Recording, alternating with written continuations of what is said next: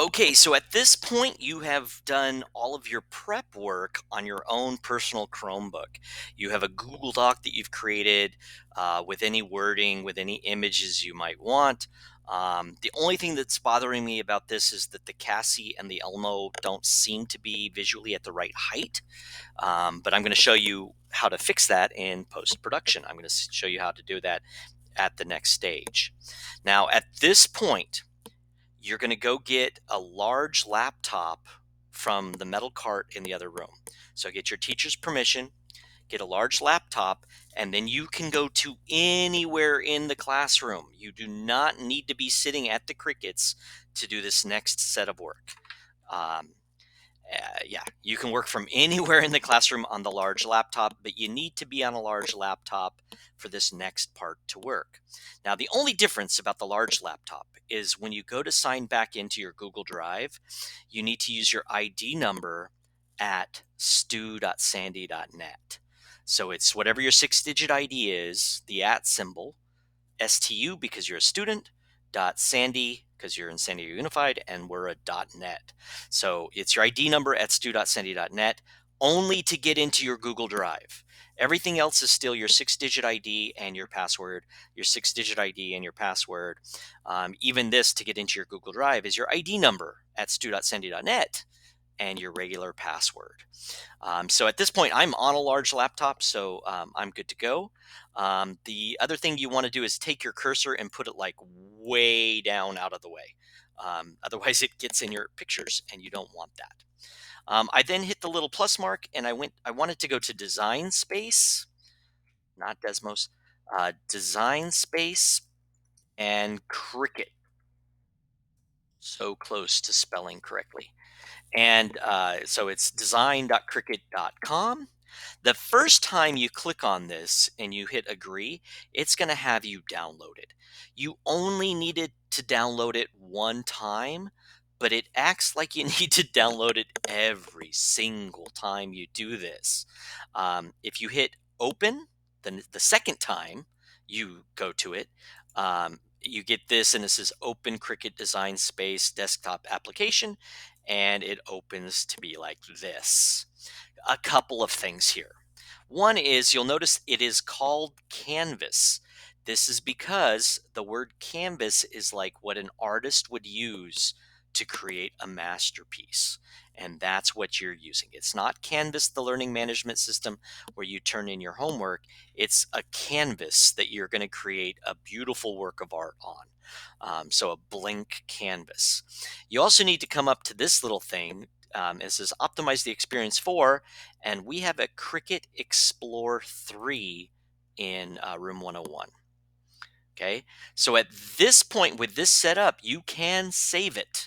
I'm going to hit save, and then I'm going to give it a name. And I've already used this a couple times, so I'm probably writing over. So I'm going to call it Cassie Sticker. How about Cassie's Sticker? Here we go. Save.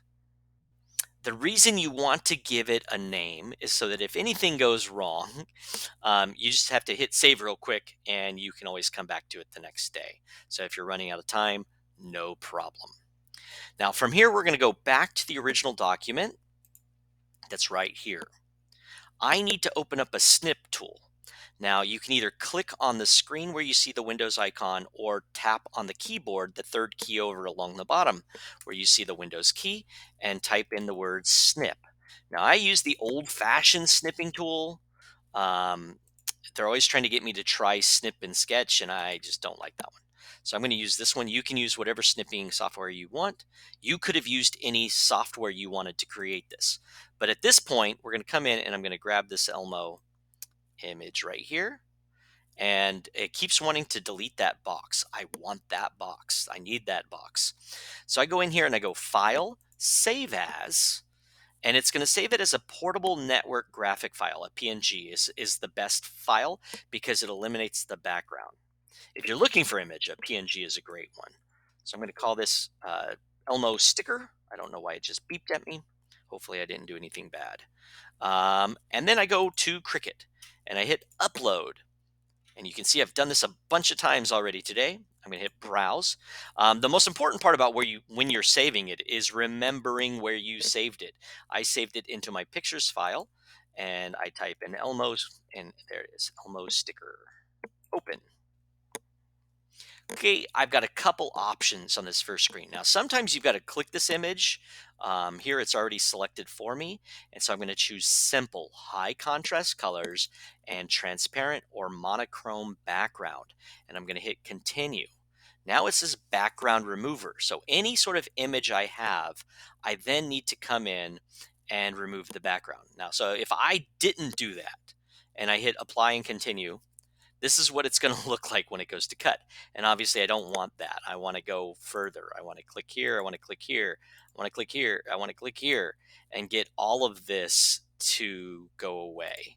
So you're clicking on all of the background. For some of your pictures, they're so detailed, you're going to have to zoom in and out.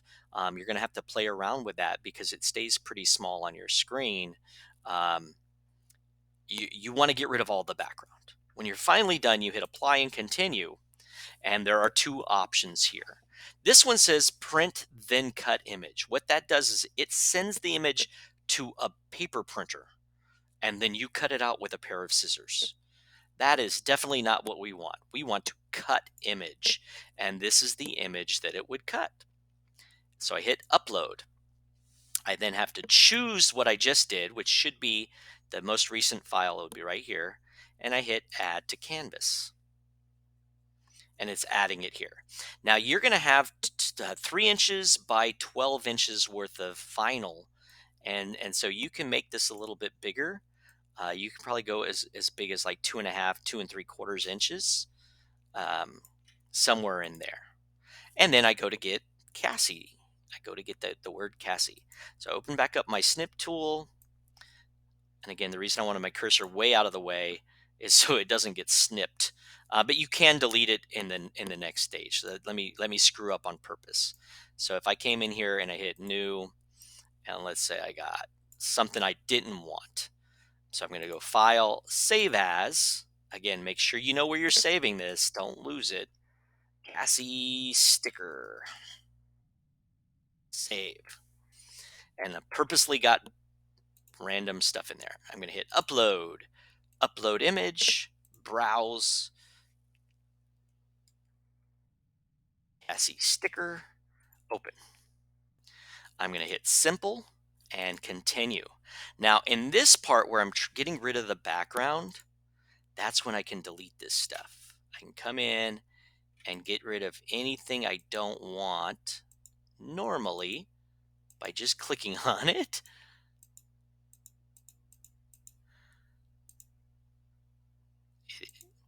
But it is important, like if I hit apply and continue, see how the letters are filled in? You want to make sure that you always click the inside of your letters. And I'm just doing like 100 clicks to get rid of all of this garbage over here. And I would probably zoom in to get a little bit better, but I don't think it's going to matter. I'm going to hit apply and continue. I choose this one and hit upload. Yeah, it's still there. But it's okay. You can just keep going until that's deleted, which is what this image here is. I'm going to hit add to canvas so I can show you the next part. And again, I'm doing this from anywhere in my classroom. Oh, Control Z. Somehow I load. I want this guy. Maybe I double clicked and it was just a single click. At this point, I can center the word Cassie on the Elmo sticker. But I have, again, 12 inches of vinyl to work with. And so I'm going to bring this image just for time's sake. I'm going to copy and paste it. And I'm going to put another Elmo over here. And I can probably go a little bit bigger. I can go all the way out to the edge here so the Cassie can get bigger as well. So let's see what this looks like. So I've got everything set. As soon as I'm ready, I'm going to hit save. Are not compatible, save. Okay. And so I'm at this point, I'm going to go back to the printers where the Cricuts are, and I'm going to physically plug it in. So I plugged it in. I make sure it says Explore 3 here, and I hit Make It. So it's moved some stuff around. I really need to be able to get this in here and here and here, and it didn't let me. So I got the Cassie a little bit too big, or I got the Elmos a little bit too big. So I'm going to hit Cancel, and I'm going to shrink them a little bit.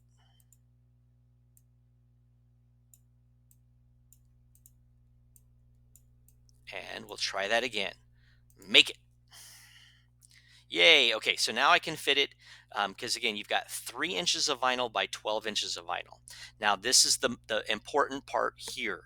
You're going to come over here and it says material load type. We want to put on matte. We're going to be using a mat that's actually 13 inches wide. If you don't use a mat, then the material kind of wiggles around. It doesn't matter where the Elmos are because I'm going to be cutting them out anyways, but we're on mat. Got it. The material size is 12 inches by 12 inches. That's fine. Just leave it there. And even though you're only going to be using the first 3 inches of it. And then we'll hit continue. Okay, we're going to hit Smart Vinyl, and then it says to load the tools, everything is ready to go. And this little light on the printer actually started flashing right now.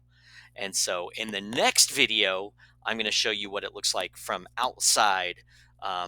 So on the actual Cricut materials and stuff like that. But I think we're good on this one, or good enough at least. And so I'll see you in the next video.